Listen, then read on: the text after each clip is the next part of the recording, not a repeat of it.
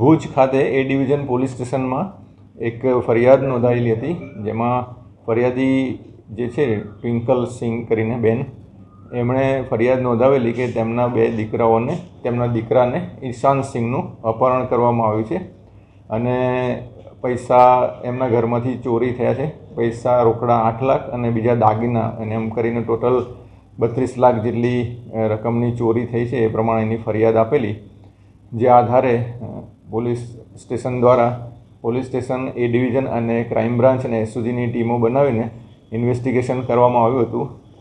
અને એવું જાણવા મળ્યું કે જે ફરિયાદી છે એમનો દીકરો ઈશાન સિંહ અને ઈશાન સિંહનો મિત્ર દેવ ભાવસાર, આ બંને જણા એમના 2 મિત્રો રાહુલ મહેશ્વરી અને રાહુલ સોલંકી નામના 2 મિત્રો સાથે પહેલાંથી સંબંધ હતો, એ લોકોને મિત્રતા હતી. ને એમને આ બંને રાહુલે એવી ધમકી આપેલી કે તમારા સિગરેટ પીતા અને દારૂ પીતા ફોટા અમે તમારા મા બાપને આપી દઈશું, એમ કરીને એમની પાસેથી આ જે ફરિયાદી કોઈ કામ અર્થે દિલ્હી ગયા હતા અને એમની ગેરહાજરીમાં આ છોકરાઓ પાસેથી તિજોરીની લોકરની ચાવી મેળવી લીધી અને એક બીજા સરદારજીને બોલાવીને એ ચાવીની ડુપ્લિકેટ ચાવી બનાવડાવીને આ તિજોરી ખોલીને એમાંથી રોકડા રકમ 8 લાખ અને દાગીના એ બધું એ લોકો ચોરી કરીને લઈ ગયા હતા.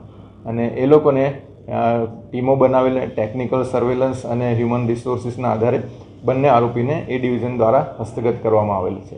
એમાં ફરવા જવાની જે મોડસ ઓપરેન્ડી છે, એમાં એ લોકોએ એવું પિક્ચર ઊભું કર્યું હતું કે આ લોકોને એમની ટિકિટ કરાવી, એમને એવું કીધું કે તમે ગોવા જતા રહો. અને એકચ્યુઅલમાં એ લોકોને ગોવા નહીં, પણ એમની જ્યારે તપાસ કરવામાં આવી અમદાવાદ ક્રાઇમ બ્રાન્ચની મદદ લઈને એમના સર્વેલન્સના આધારે, ત્યારે એ લોકો ત્યાં એરપોર્ટ બાજુ એમનું લોકેશન મળ્યું અને પછી ખબર પડી કે એમની ગોવાની પણ કલકત્તા જવાની એમની સાંજની ફ્લાઇટની ટિકિટ હતી.